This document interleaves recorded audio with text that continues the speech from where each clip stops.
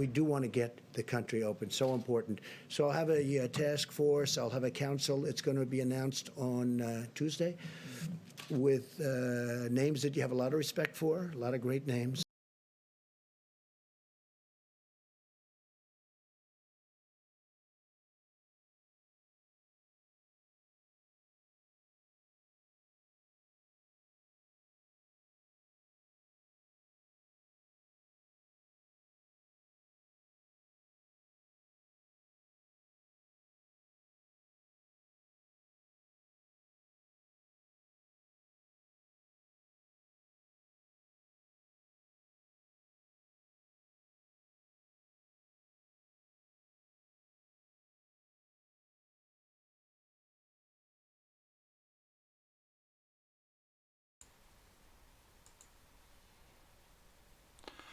Twitter discovers what the 10th Amendment actually is.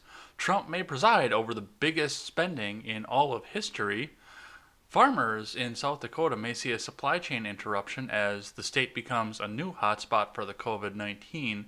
And Wisconsin has named its new Supreme Court justice. I am Jay Edgar, and this is Contemporary.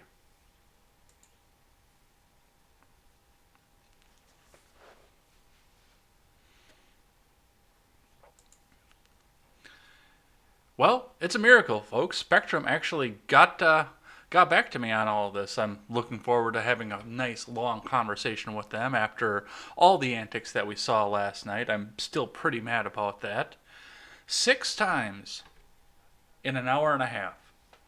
That is just insane to me. I can hear myself. Let me fix that. There. Now I can't hear myself anymore. 6 times in an hour and a half. That is just insane to me, and that's unacceptable at this point.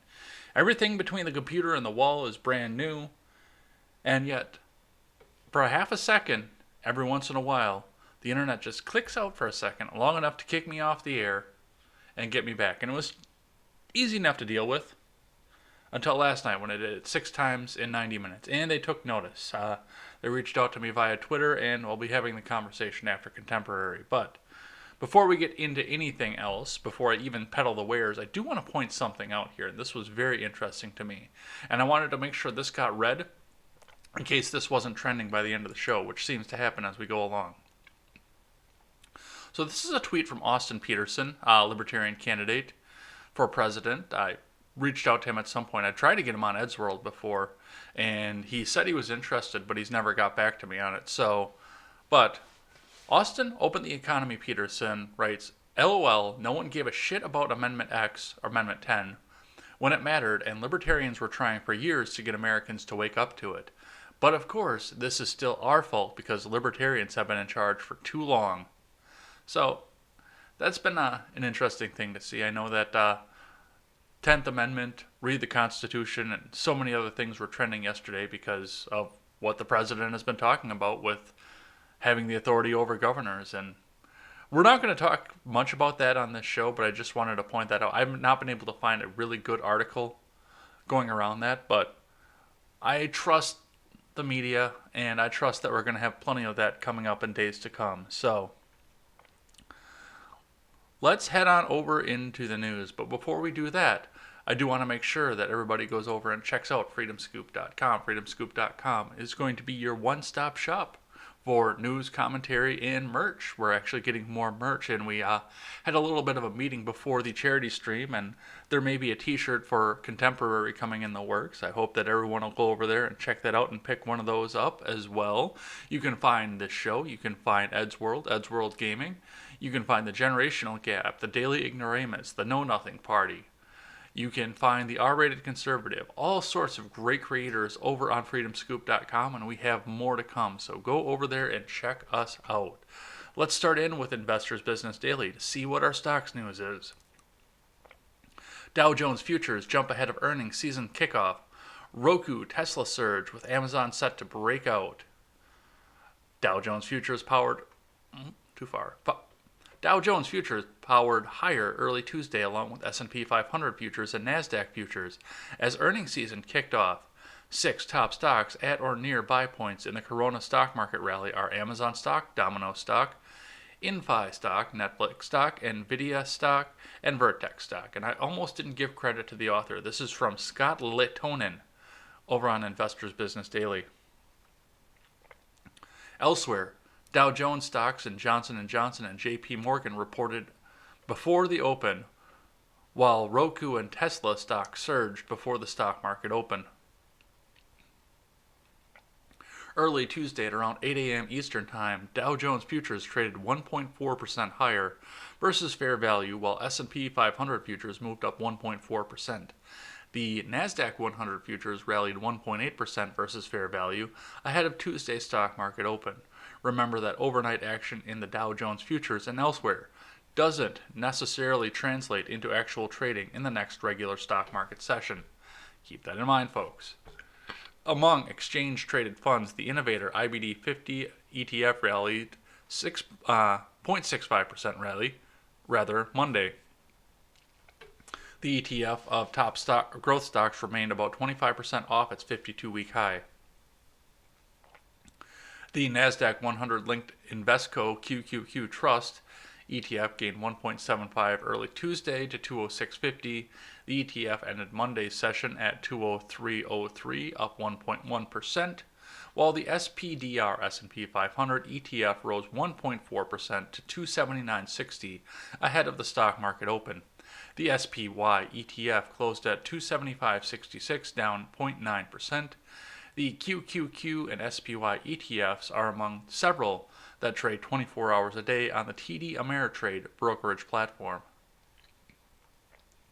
On Monday, the Dow Jones Industrial Average dove more than 600 points before recovering to close down 328 points or 1.4%. The S&P 500 dropped 1% while the Nasdaq moved up. So they're kind of getting all over the place. That'll be a little bit of fun to watch as we go along. Within the current stock market rally, the tech-savvy Nasdaq is down about 8.7% year-to-date through Monday's close. Meanwhile, the S&P 500 and Dow Jones Industrial Average are down about 14% and 18% respectively through April 13th. The coronavirus outbreak continues to spread across the U.S.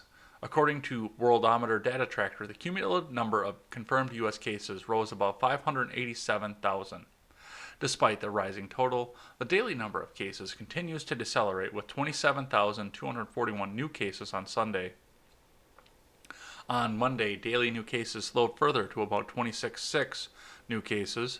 Peak daily new cases occurred on April 4th with more than 34,000 cases. New York State remains the epicenter of the outbreak in the U.S. with more than 195,000 total cases, or 34% of the country's confirmed total. But New York is also showing significant signs of slowing. On Monday, New York Governor Andrew Cuomo sounded optimistic that New York has made it through the worst of it regarding the coronavirus spread.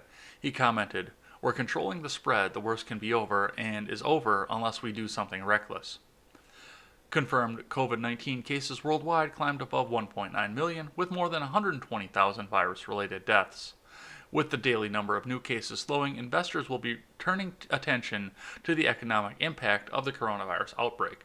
Additionally, the news media is going to be turning their attention more to tearing down the Orange Man and trying to make sure that he never gets his second term. So, let's look over at the oil war for a second. This is from oilprice.com. From Svetlana Paraskova. Am I colluding with the Russians? Maybe. Saudi Arabia's oil giant I can't read that. Well, let's read the headline first. Is Saudi Arabia restarting the oil war? Saudi Arabia's oil giant Aramco just announced the pricing for its oil in May, with deeper discounts for customers in Asia for the second month in a row, despite Sunday's historic global production cut deal. Aramco has delayed the announcement of its official selling prices for May several times in the past few days while producers were trying to unlock the Mexican standoff in talks on a 10 million barrel per day production cut deal. After the deal was sealed on Sunday, Saudi Arabia's state oil giant said Monday that it would be cutting the price of its flagship Arab Light crude grade to Asia by another US $4.20 per barrel compared to April. to a discount of US 730 a barrel to the Oman Dubai benchmark average, documents seen by Reuters showed. Saudi Arabia's prices to Europe remained basically flat compared to the April pricing, while prices for the United States were raised. Arab Light will be sold to the United States at $3 a barrel, higher than in April, at a discount of 75 cents a barrel versus the ASCI benchmark. Last month, the Saudis slashed all their prices for all regions for April after OPEC's top producer and its partner in the OPEC pact, Russia, broke the production cut deal, and Saudis waged a price war for the market share by discounting their oil deeply to all markets. The additional hefty discount to Asia for May suggests that the Saudis are continuing to pay for market share there, but the rise in prices to the U.S. and flat month-on-month prices to Europe suggests the kingdom is trying to please the U.S., President Donald Trump and Russian President Vladimir Putin, respectively, according to analysts. So, I actually haven't left here for a couple days because, well, Saturday I was completely wiped out. Sunday I did a lot of work and did a lot of prep work and actually did some gaming stream, and then yesterday I was here all day working on Eddsworld. So I don't know where gas prices are going to land today. I'm going to be interested to go see because I'm going to have to go get an energy drink before work. So I'll be interested to see, but I do hope that everyone got their gas at its lowest point and maybe filled up a couple gas cans along the way. I know that I am filled up and tapped up and ready to go. So let's move on to spending. This is from Fox News from Tyler Olson. Trump set to preside over record spending deficits as coronavirus costs explode. President Trump, with the support of Congress, is poised to preside over an unprecedented explosion of government spending that already is set to shatter deficit records and could grow further if plans for more coronavirus relief bills nearing a potential price tag of $5 trillion become reality. Money printer. Go brrr. Even accounting for inflation, no modern administration has seen such levels of spending, covering everything from FDR's New Deal to recession-era rescues in the early part of the Obama administration. That is a scary paragraph right there. He's outspent Obama. Wow. The national debt itself already tops $24 trillion. As it stands, the 2020 deficit, the annual budget shortfall, is poised to break the record for a single-year deficit previously set under former President Obama as the U.S. government deals with the fallout from the coronavirus pandemic, passing historically expensive economic stimulus bills in an effort to soften the blow of mandatory shutdowns for business and public life in general. Following the passage of the $2.2 trillion CARES Act late last month, Goldman Sachs has forecast that the federal deficit will reach $3.6 trillion for 2020. Wow. Wow, that's with a T. The U.S. racked up in 2009 the highest one-year... Oh, I'm sorry. I missed half that paragraph. According to the Wall Street Journal, this is more than double the $1.4 trillion budget deficit the U.S. racked up in 2009, the highest one-year federal deficit in terms of gross dollars in U.S. history. Wow, that is with a T. Ow! That's painful. Part of this was unavoidable for the president. Revenues will decline as the economy has tanked, and $2.4 trillion, it's not exactly tanked. $2.4 trillion worth of total coronavirus relief spending Trump has signed into law across 3 separate bills was widely seen as a necessary part of the federal government's response to a historic health and economic crisis. That spending may increase further as lawmakers and Trump appear to be seeking much, much more. The president wants another $2 trillion package focused largely on infrastructure. Of course he does. And Democrats are seeking a separate $500 billion measure for small business, hospital, and local government relief before that. All told, the total price tag could near $5 trillion if such measures are approved. Wow, that is with a T. Oh my God. We better get the economy back going here because we have no way of paying for that otherwise. Wow. Think of what that's going to do to inflation. I can't even believe that's real.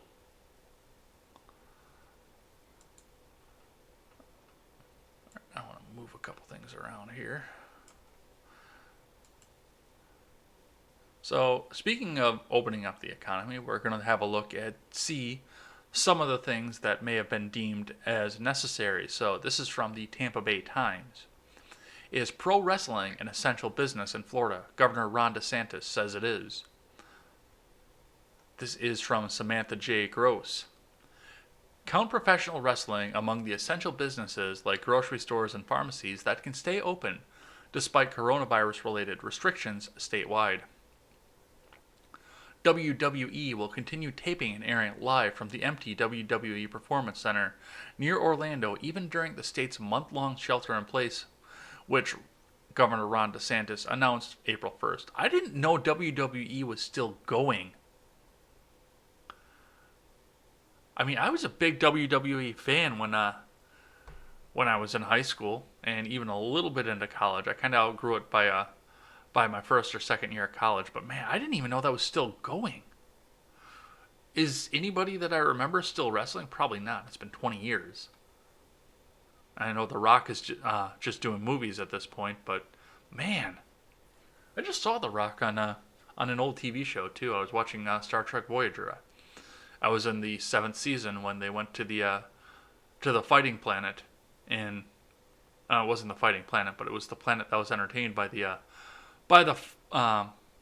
combat sports, and The Rock walks out and faces off against Jerry Ryan, both of them in alien makeup, of course, but still, that was kind of cool to see. And that was from 1997? Yeah, 97. So, that was when The Rock was everywhere and guest starring on everything. At a press conference Monday, Orange County Mayor Jerry Demings was asked whether WWE would continue operations. He said that WWE was not originally deemed an essential business designation, allowing it to stay open during the state's shelter-in-place order. However, a conversation with DeSantis changed that. I think initially there was a review that was done, and they were not initially deemed an essential business, with some conversation with the governor's office regarding the governor's stay-at-home order. They were deemed an essential business, Deming said. Therefore, they were allowed to remain open. The statewide stay-at-home order went into effect at 12:01 a.m. on April 3rd and expires on April 30th, when the governor could extend it. The order reduces restaurants to takeout orders and closes most other businesses like shops and movie theaters, but does allow people to exercise outdoors, take care of pets and loved ones, and gather for religious purposes. The last of which has drawn some criticism from public health officials and other leaders across the state. So, you can still get your WWE. It's an empty stadium, and I'm not sure how you do the Stone Cold Stunner to somebody while exercising social distancing. I feel like you kind of need to be within 6 feet of each other to do that, so let's move on. This is from Fox News. Chinese aircraft carrier sails past Taiwan as U.S. Navy struggles with coronavirus. This is from Chris Irvine. A Chinese aircraft carrier sailed past Taiwan over the weekend in a show of strength as the U.S. Navy struggles with the coronavirus. Japan's Ministry of Defense said Monday that aircraft carrier Liaoning and its strike group, including 5 warships, passed through the 155-mile-wide Miyako Strait between the Japanese islands of Okinawa and Miyako on Saturday, before turning south and passing east of Taiwan on Sunday. The strait is an international waterway. Taiwan's Navy, those are 2 words I never thought I'd say together, also sent ships to monitor the strike group as it passed on Sunday, according to Taiwan's Ministry of Defense per the South China Morning Post. We have conducted reconnaissance and monitoring over the sea and airspace around Taiwan, Ministry spokesman Shi Shunwen said. The Liaoning, one of China's 2 aircraft carriers, is currently the only one in the Western Pacific. The U.S. aircraft carriers Theodore Roosevelt and Ronald Reagan are both in port. China's state-run Global Times newspaper, meanwhile, claimed that the deployment of the Liaoning illustrated China's successful response to the coronavirus as the U.S. Navy struggles. In an op-ed for the Global Times, Hu Bo, directors of Peking University Center for Maritime Studies, wrote, "As the most powerful military force in the world, with the highest level of combat readiness, the U.S. military's failure to contain the virus has been disappointing. There are a number of reasons for this, such as the large number of personnel deployed overseas, poor military-political relations, and the absence preparedness. The crux of the problem, however, lies in the fact that the U.S. military is facing a dilemma that is impossible to deal with. The military and intelligence system realized early on the severity of the epidemic and took control measures while repeatedly warning the White House and the Pentagon. The Roosevelt, in particular, has been devastated by the coronavirus outbreak. A U.S. sailor who was admitted to the ICU at Navy Hospital in Guam after contracting the pathogen has died, Navy officials said Monday. As of Sunday, 585 sailors assigned to the aircraft carrier have now tested positive for COVID-19. According to the Navy, nearly 4,000 sailors have been moved ashore in Guam, leaving roughly 800 to keep watch over the 2 nuclear reactors, jets, missiles, and bombs on board. The positive cases count for more than half the total number of sailors who have tested positive for the coronavirus across the Navy. So, essentially, it hit one ship and ravaged through it, but for the most part, the rest of them are isolated, and no one else has come anywhere close to any of it. The carrier has also been dealing with the fallout of the dismissal of its commander, Captain Brett Crozier, who was relieved of duty after writing a memo pleading for help from the Navy, which subsequently was published by the San Francisco Chronicle, because he did the unthinkable when he was sending out the email, and he hit reply all, so everybody saw it. He didn't really just hit reply all, he just tagged everybody in that email and sent it out, rather than going through the chains of command and the chains of classification. So I know they tried to put it out as Trump was coming down on him for Trump was being authoritarian, obviously, but he was coming down on him for speaking out against the presidency and other things. But the fact of the matter is that he sent that to a bunch of people that he didn't need to send it to.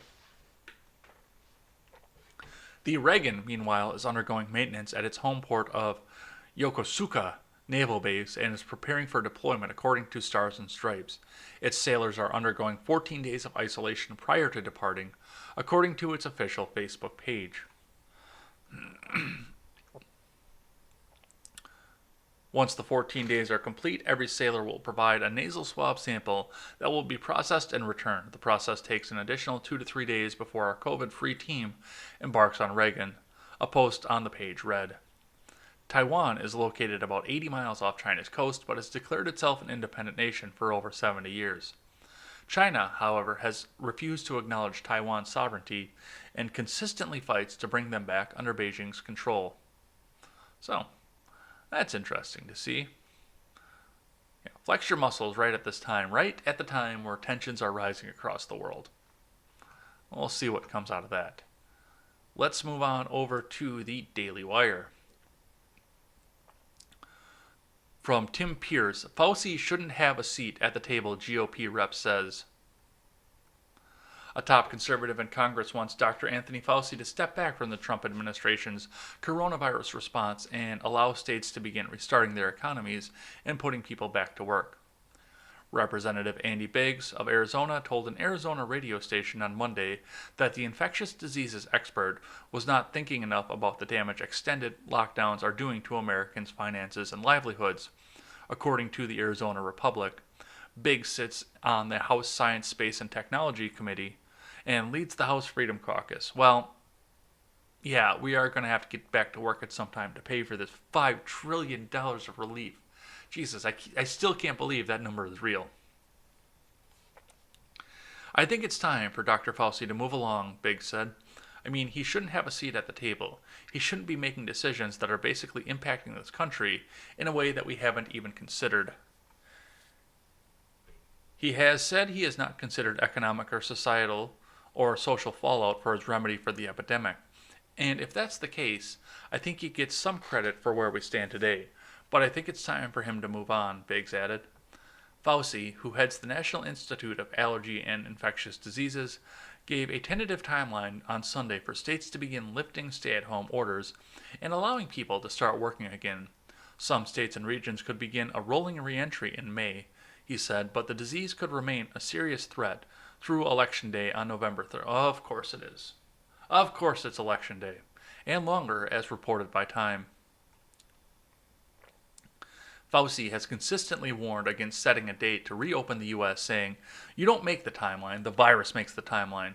The doctor said that states could consider relaxing social distancing regulations after widespread testing is available and the number of severe cases of the disease drops significantly. Well, I would like to see how much longer the daily caseload continues to drop, which it seems to be dropping in a hurry at this point. So I'd like to see that, of course, but as we go along here, it's going to be getting to be about time to start doing this again. We are going to have to start going back to work. And the magic of the freedom of the United States and the disgusting social nets that they have in place that are extremely bloated at this point, but still usable, regardless of my opinion of them, are the fact that there are people that are not going to want to go back to work. I had an exchange with somebody on Twitter yesterday where she actually came out and said, "I am not going back to work in a COVID-infested cesspool," which is fine.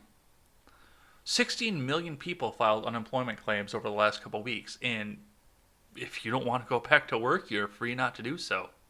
You have to live the life that comes along with that, of course, and there are government programs to take care of you, but trust me, there are a bunch of people that are waiting to take that job, so you've got to keep that in mind. I mean, I would take another part-time job at this point just because my hours got cut by 4 hours per week, and that's going to have a significant impact at the end of the month. Since they did that, I've been kind of looking for ways to pad the old wallet here and thinking about actually opening up a PayPal so I can get some donations in from this. I mean, your lemons are great. Thank you, everybody who's done that, but yeah. Let's move along from that. So this is something I saw Stephen Ignoramus talking about in the chat yesterday, and I wanted to bring up to it, and I found the article that corresponds to it, and it's green checkmark approved. So this is from CNN Business.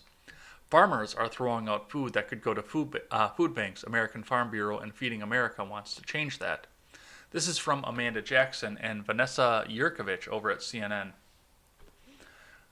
Food banks in desperate need of donations could get some extra help from farmers thanks to a new proposal designed to help provide relief for both during the coronavirus pandemic. The American Farm Bureau, which represents American agriculture producers, and Feeding America, a network of 200 food banks and 60,000 food pantries nationwide, teamed up to call on government officials to help connect farmers with food banks. The language of this seems really, really voluntary, and I like that. I don't know if they're going to do it by force in the end of it, but it seems really voluntary from the start, so let's keep that kind of language going. As you are aware, food banks are under tremendous pressure to meet the skyrocketing demand. Claire Babineau-Fontenot, Feeding America CEO, and Zippy Duval, president of the American Farm Bureau, wrote in a letter addressed to the Agriculture Secretary Sonny Perdue on Friday. At the same time, however, we are seeing literally tons of agriculture goods being discarded because of the shutdown of so much of the economy. Yes, we read the article yesterday saying that the demand has gone down. And I still don't understand this and the logistics of it, but somehow the demand has gone down based on the fact that restaurants are shutting down. Yet people are still eating the same amount of food, for the most part. They're still eating. They're still having 3 meals a day, and yet the demand for food has gone down. I don't understand that logistically entirely. The letter comes as millions of new people newly unemployed flood the doors of food banks, food pantries, and soup kitchens. Food banks across the U.S. are reporting a 40% increase in demand, according to Feeding America. Meanwhile, some farmers are destroying their crops due to a lack of demand from restaurants that have become takeout or delivery only during stay-at-home orders across the states. Excuse me, COVID. Some dairy farmers are dumping fresh milk that would normally go to schools that are now closed. The two organizations proposed a voucher program that would increase the relationship between farmers and food banks, allowing them to work directly with one another. Usually both sides go through a third party, which can often delay food getting to the food bank shelves. The USDA-run voucher system, Babineau, Fontenot, and Duval, said would send farm products to food banks while helping farmers and ranchers recoup costs from lost markets. There is another side of this too. I would be interested in seeing some of the documentation and some of the paperwork that went along this and reading some of the proposals with this. I'm going to look for that after. No, I'm not going to look for that after work tonight because it says World Gaming Night.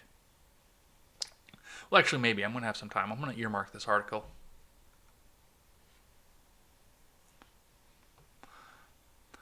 Such as restaurants and tourism businesses shuttered by the pandemic. It would also help get farm fresh products quickly to families in need. This is an opportunity for the USDA to act quickly to produce a win for food banks and a win for farmers, the letter states. It is a chance for the government to serve as a facilitator while clearing bureaucracy and red tape and get some of that red tape out of there. It's time for us to see that we don't need all of that. We're going to save that one. And now I've got an article here that's come to me from two sources.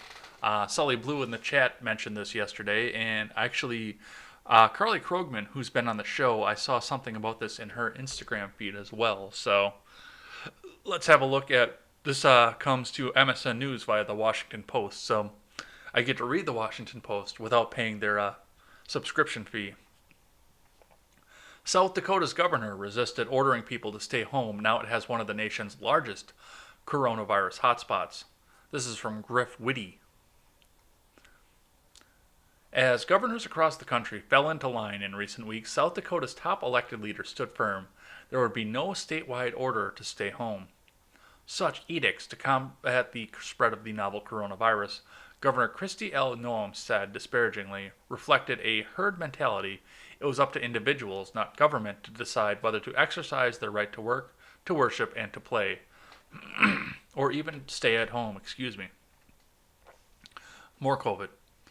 And besides, the first-term Republican told reporters at a briefing this month, South Dakota is not New York City. But now, South Dakota is home to one of the largest single coronavirus clusters anywhere in the United States, with more than 300 workers at a giant pork processing plant falling ill. With the case numbers continuing to spike, the company was forced to announce the indefinite closure of the facility Sunday, threatening the U.S. food supply. Increasingly exasperated local leaders, public health experts, and frontline medical workers begged Noem to intervene Monday with a more aggressive state response. Well, you local leaders could have been doing something yourselves. You do have sovereignty over your state government. You could have municipality and county edicts as well. I hate to tell you this, but you did have options. A shelter-in-place order is needed now. It is needed today, said Sioux Falls Mayor Paul Tenhaken, whose city is at the center of South Dakota's outbreak, and who has had to improvise with voluntary recommendations in the absence of statewide action.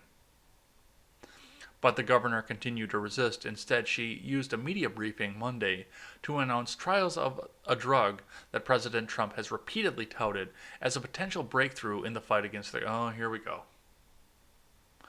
in the fight against the coronavirus, despite lack of scientific evidence. Of course they would go there. It's WAPO. It's an exciting day, she boasted, repeatedly citing her conversations with presidential son-in-law, Jared Kushner. The piecemeal approach to combating the coronavirus in South Dakota offers a throwback to America's not-so-distant past, the period around a month ago when governors were still leery of using their powers to shut down restaurants and bars, or to order people for the greater good to stay at home.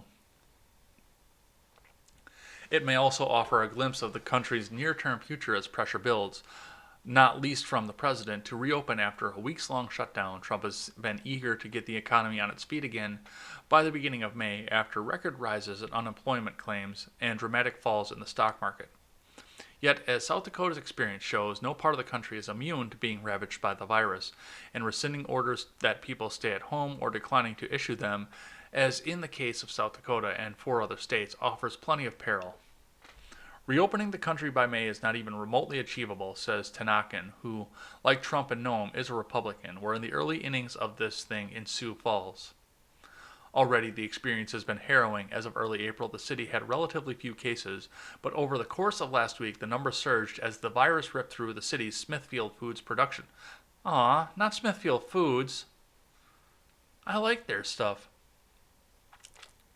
Production plant, a colossus that employs 3,700 people, many of them immigrants, and churns out 18 million servings of pork product per day. And they're good pork products.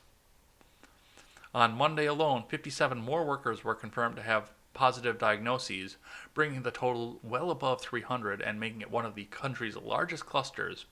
Other major clusters include Cook County Jail in Chicago and the USS Theodore Roosevelt aircraft carrier. The Smithfield cases amount to more than a third of the state's overall total, which stood at 868 on Monday, including 6 deaths in a state of nearly 900,000 people. Over the weekend, Smithfield bowed to growing pressure and said it would shutter the facility indefinitely. In a bid to contain the spread, though Smithfield leaders cautioned that the action could severely disrupt the nation's food supplies. The factory, like other food production facilities, had earlier been deemed essential by the federal government. The shutdown of the Sioux Falls plant, coupled with other closures, is pushing our country perilously close to the edge in terms of our meat supply. Kenneth Sullivan, Smithfield president and chief executive, said in a statement, "It is impossible to keep our grocery stores stocked if our plants are not running." Before the closure, workers had complained they were not given sufficient access to protective gear such as masks. The company said Thursday that it had taken steps to reduce the spread, including adding extra hand sanitizing stations, boosting personal protective equipment, continuing to stress the importance of personal hygiene. But workers said that they were required to work so closely together that it was impossible to stay healthy. So, a couple things at play here, of course, and yes, this is an essential business, so there should have been the equipment on board to make sure that it was able to stay open. And yes, now you are going to see an interruption in the supply chain, and you're going to see your pork prices start to go up at this point. We've already seen eggs go up. Well, part of that's going to be inflation because we just printed $2 trillion out of nowhere. But you're going to see some of your pork prices go up. You're going to see shortages. You're going to see food deserts out of this, and you're going to see other competitors rise up as well. I hope you guys like Jimmy Dean because they're about to become the top guys again. Well, they're the top guys, but they're going to take a harder hold of the market. Like a lot of people have pointed out, this is not affecting small business, or this is only affecting small businesses. This is not affecting the billionaires. They can hunker down, save their money, and just go back, open the business up, and hire more people. But when a place like Smithfield closes down, they are going to see the impacts out of this. So, but like I said, the local governments did have the ability to enforce shelter in place as well. They didn't need the state government to do it any more than the states need the federal government to enforce any of this. So take some responsibility on your own side. If you really wanted the shutdown, you could have ordered it in your city. But hey, now we need to throw it onto the state government. So we'll move on from that. Let's talk about this press briefing. This will be fun. This is from The Hill, from Brett Samuels. Trump uses coronavirus briefing to fire back at critics. President Trump on Monday used the White House briefing room to lash out at critics of his response to the coronavirus outbreak, rattling off a litany of grievances about the press coverage and airing a reel of cable news footage that portrayed his actions in a positive light. The president sought to use a briefing ostensibly intended to inform the American public about the latest development in the battle against the virus to frame his handling of the pandemic as a success. He bristled at any criticism and picking a fight with journalists in the room before experts delivered any update on the disease that has killed more than 22,000 people in the U.S. "We really have done this right. The problem is the press doesn't cover it the way it should be," Trump said. The president's opening remarks appeared to be an extension of his weekend Twitter storm, in which he stewed over a New York Times story that said he was warned repeatedly about the threat of a potential pandemic in January and February. The White House first imposed social distancing guidelines in mid-March. Trump has been particularly sensitive to criticism that he was slow to respond to the virus and has blamed the press, governors, and the World Health Organization, among others, for the rising number of cases and the lack of preparedness. Well, here's the problem. It's not just the president, the press, the governors, the Democrats, California, congressional Republicans. Everybody right now is trying to point the finger and blame everybody else for this. This has become a political firestorm, and this has further divided the country. Democrats on the ground and Republicans on the ground and libertarians and independents on the ground have all had some similar complaints with each other. They've all tried to point the fingers at each other. This has been nothing but a blame game for everybody involved in this, in a time where we really shouldn't be blaming each other. It happened. Nobody got it right. We need to understand that. Nobody got it right. So stop pointing the fingers at each other and start getting to work to see what you can do to fix this. The president got this wrong. The media got this wrong. Congressional Republicans and Democrats got this wrong. Let's just accept this and move on. We can argue about this after we get this all fixed and get the country back open. But Monday's press briefing marked a striking extension of his defense, using the briefing room to air a campaign-style clip and complaining repeatedly that he has not received a fair amount of praise in news stories. The press has not treated these incredible people who have done such a great job. They haven't treated them fairly. They're way off. We were in way ahead of schedule, Trump said. Everything we did, I was criticized because I was too early. Defensive and combative, Trump repeatedly highlighted his decision to restrict travel from China in late January, before there were any virus-related deaths confirmed in the U.S., arguing he did so sooner than many experts and lawmakers suggested was necessary. Yes, he was called racist for it.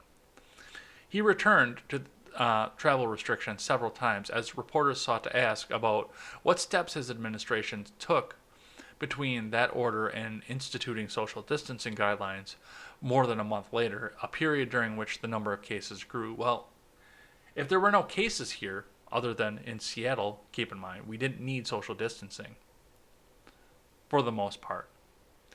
But of course, we had no idea that any of this was spreading in our country, and I think it was spreading a lot further than just in Seattle where it all started. I think it was all over the country by that point, but who would have known? Because, of course, this was nothing but a seasonal flu. Trump then aired roughly 3 minutes of footage that resembled a campaign ad on screens up behind the podium. The video featured clips of cable news doctors saying in January the coronavirus did not represent an imminent threat to the U.S., Trump announcing measures such as expanded telehealth options and a national emergency, and Democratic governors thanking the president for offering federal assistance to the states responding to the virus. Asked where the video came from, Trump said it was produced in the White House in the hours before the briefing. The admission of the apparent blurring of the White House business with campaign promotion promptly drew the attention of ethics watchdogs. So our tax dollars and the presidential mansion we own are now being... Oh, Jesus Christ. Are now being used to broadcast campaign ads, tweeted Walter Schaub, the former head of the Office of Government Ethics. Trump and the White House have come under bipartisan criticism at times during the pandemic, which as of Monday evening has infected at least 577,000 people in the U.S. The president in January and most of February publicly downplayed the threats of the virus, saying it was under control, that the number of cases would soon drop to close to zero in the U.S., and that the virus would dissipate in April with warm weather. The White House's promotional video highlighted only one administration action in the whole month of February, when the Centers for Disease Control and Prevention shipped its first testing kits. The president continued to hold campaign rallies that month before tapping Vice President Pence to lead the federal response in the end of February. Asked why he felt the need to string together video clips touting his own response, Trump told reporters, "Because we're getting fake news, and I like to have it corrected." So this is... They're going to do nothing but point the fingers at each other until everybody's dead, apparently. So this is going to go nowhere fast, and we're going to continue to try and spend our way out of things, and We'll wait to see what happens at the end of this, but yeah, I have no faith in anybody on the government side at this point. Let's look over now. First, I've got a tweet from the Daily Cost before we go in and talk about what happened over here in Wisconsin yesterday. So, I love the fact that they're not even trying to hide the ball at this point. From Daily Cost Elections, tweeted out 14 hours ago, with a huge dump of votes in the Dem stronghold of Milwaukee County, progressive Jill Karofsky is now at 53-47 over conservative Justice Dan Kelly in Wisconsin's Supreme Court race. Based on what's still out, things are looking pretty good for progressives. I saved this tweet because it's important, because this is exactly what happened in 2018. Now, throughout the day, once they started counting votes, because they were only allowed to do so by Supreme Court order, they were only allowed to count votes yesterday on the 13th. So once they started counting votes,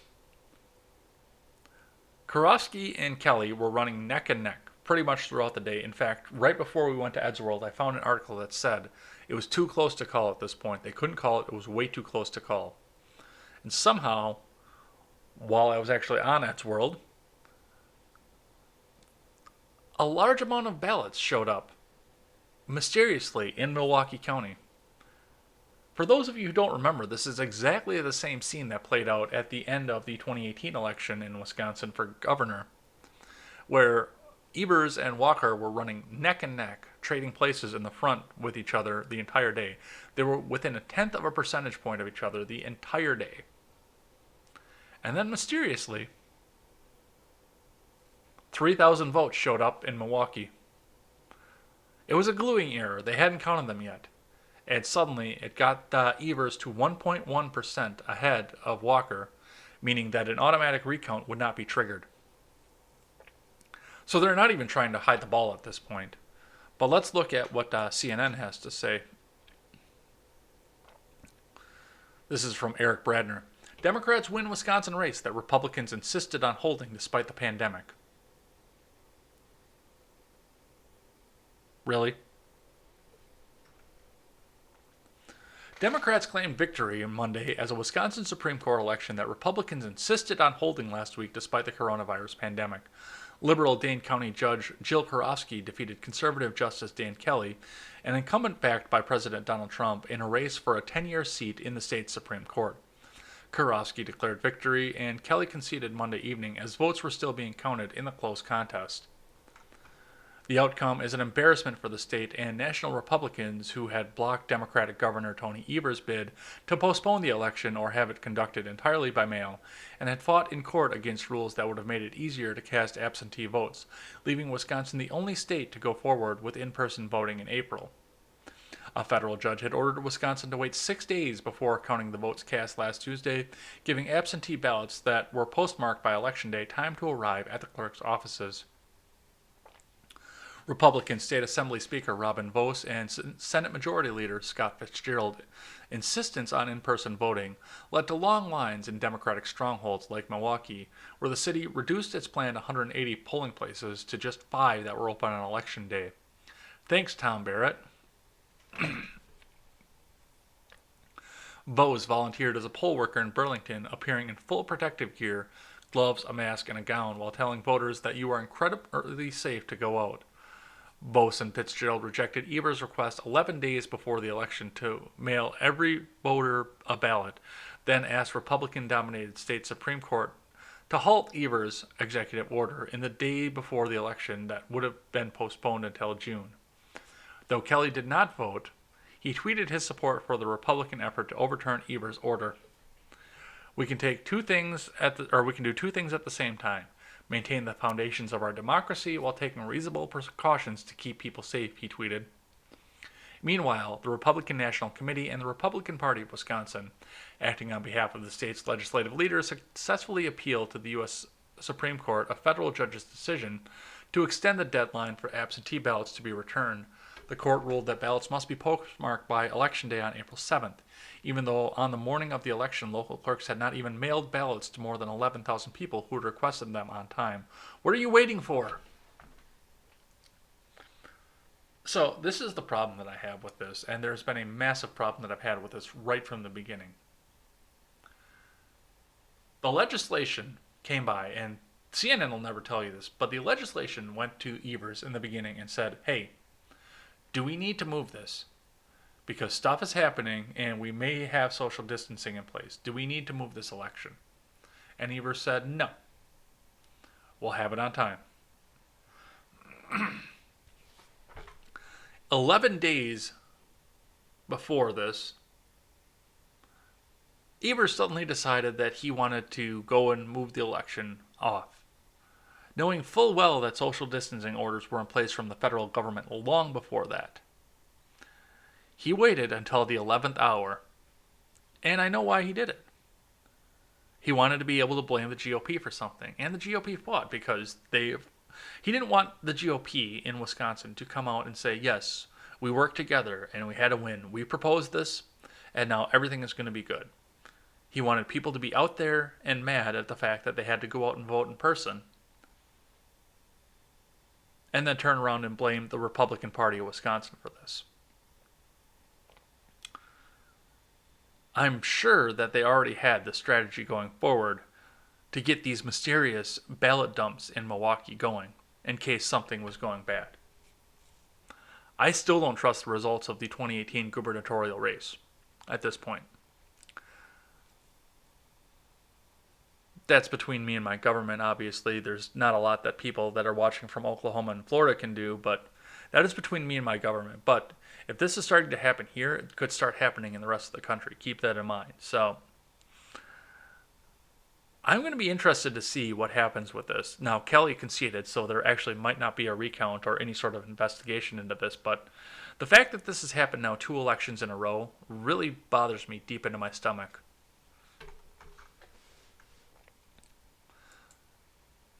All right, last story I have here goes back to something we've seen numerous times in the news. This is from the Daily Wire, from Amanda Prestigiacomo. Targeted, Christian Baker sued again, this time over transgender cake.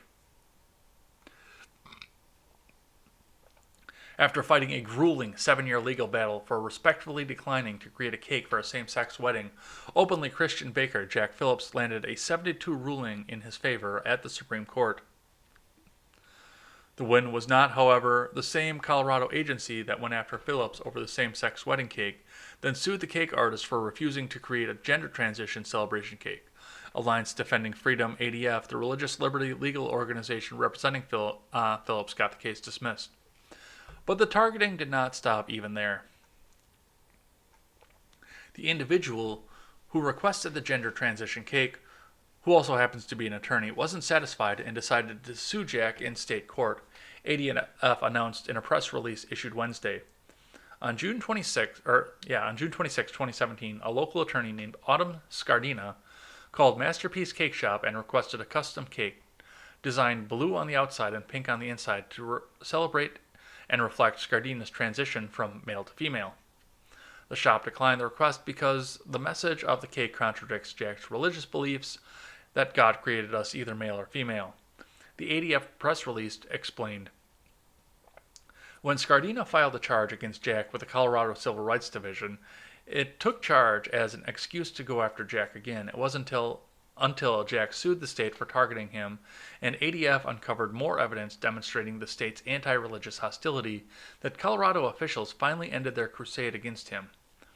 The Colorado Civil Rights Division abandoned this case, but Scardina was not finished. The attorney waited until long after the deadline to appeal. That decision passed and decided to start over somewhere else. Scardina has now sued Jack again about the same gender transition cake request, only this time in a different court, the organization noted. The baker could now be forced to shell out $100,000 in damages, fines, and attorney's fees, reported the Christian Post. We live in a country where freedom of speech and religious liberty are protected, ADF argued. While we may disagree on certain issues, we should all be free to live and work according to our beliefs.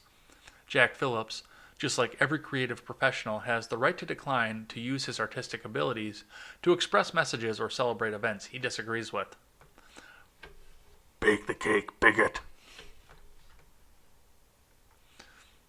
But over the course of Jack's legal battle, only one thing has become abundantly clear. For some, it will never be enough to politely disagree about important issues like the meaning of marriage or whether to celebrate a gender transition. The organization's statement continued. It wasn't enough for Jack to lose 40% of his business after Colorado pursued him the first time. It wasn't enough for Jack to have to defend his freedoms all the way to the U.S. Supreme Court. And it wasn't enough for Jack and his family to endure years of harassment and even death threats. For some, it won't be enough until Masterpiece Cake Shop closes its doors and Jack Phillips is in financial ruin. They want Jack, an average American business owner, to pay a hefty price all because he wants to live according to his faith, ADF added. The district court heard oral arguments on Thursday. A motion to dismiss the lawsuit has been filed by the ATF. Yeah. They're going to keep doing this at this point. It's going to come to a point where it's not okay to be religious or anything. And that seems to be where they want this to go. It's not okay to be religious, and they want you to be persecuted for it. This is religious persecution at the highest order. And in case you thought you were done watching me lose my faith in humanity, this is Tuesday, which means it is time for Twitter trending. So let's go ahead and get this refreshed and see what we have going on. Trends for you. Fired reporter.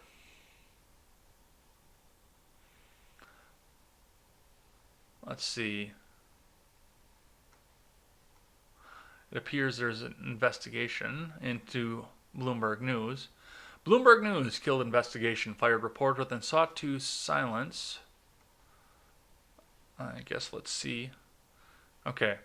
Here's one that reads more into it. After killing investigation in China, Bloomberg News sought to silence reporter's wife. Wild story with audio and more. So there's an article from NPR criticizing Bloomberg News. So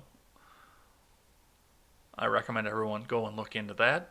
Loretta Lynn is trending. Happy birthday to Loretta Lynn, born Loretta Webb on April 14th, 1932, in Butcher Hollow, Van Leer, Johnson County, Kentucky. Loretta Lynn, country music. 32, that means you are 88? Yes, 88. So, happy birthday, Loretta Lynn. Oh, yeah, there was another tweet down there that showed the birthday. So, yep, 88. Happy birthday. That's a momentous occasion. SARS-like. Holy shit, the first cable which I obtained also warns that the lab's work on bat coronaviruses and their potential human transmission represented a risk of new SARS-like pandemic. Still think globalization is not a risk to democracies? The first cable, which I obtained, also warns that the lab's work on bat coronaviruses and their potential human transmission represented a risk of a new SARS-like pandemic.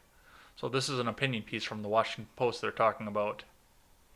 Let's see, what else? This is me, or the Me President. This ought to be educational and fun. From Ashley Parker. Yet in the middle of this deadly pandemic that shows no obvious signs of abating, the president has made clear that the paramount concern for Trump is Trump, his self-image, his media coverage, his supplicants, and his opponents, both real and imagined. This is another opinion piece that comes from the Washington Post entitled The Me President. Trump uses pandemic briefing to focus on himself. Wow. WAPO is really going to start rolling stuff in, apparently. And finally, as we mentioned at the top of the show, Amendment 10 is still trending here. Bull, I actually had a segment on the 10th Amendment last night. I don't know why it's being called Amendment X in reference to an unrelated topic today online. So Trump came out yesterday and said the federal government has absolute power. It has the power as to whether or not I'll use that power. We'll see. I have an absolute right. And no, Mr. President, you do not. This is something that I've been railing on for years and years on this point because I'm not libertarian in the sense that I want to see a libertarian ideal imposed all across the country because people in this country are not going to want to see it. I am a 10th Amendment absolutist, though, because anything that wasn't in the Articles or the first 9 amendments should be left to the states, including the response and the opening up of the economies to the states. Now, Trump does have a national stay-at-home order, which he can lift at any time. But if the individual states do want to keep going for longer, as we saw in the case in South Dakota, now they actually may have to start later and go longer. That's on the state to do. That is not a federal government decision. I'm not real crazy about the fact that we have a federal stay-at-home order on this, but that is something we're going to see what's going to happen as we go along. But yes, it's interesting to see how much a left-wing Twitter has suddenly discovered the fact that the 10th Amendment exists when it was politically convenient. I'd love to see what happens when the ACA comes up for review again. And I said that yesterday. And quoting a Matt Christensen tweet, it's cool that they're seeing that the 10th Amendment actually has power, but they should take some time and read the First and Second Amendments as well. And that is going to be it for the day. I've got to get myself ready and go to work. I'm running a little bit behind here, but we will be back here later on tonight to do more Lonesome Road over in Fallout New Vegas for Ed's World Gaming. I'm looking very much forward to that. I actually took some time and tried to play Lonesome Road from level 1 off camera, just for the fun of it, just to see how badly I did. And it is brutal. I think it's going to be doable, but it is brutal at this point. But we're going to go and take it from level 35 again, where we were going, because it's not so brutal at that point, but I'm having a lot of fun with it anyway. So until then, otherwise we will be back here tomorrow with more Contemporary. I am Jay Edgar, and this is Contemporary.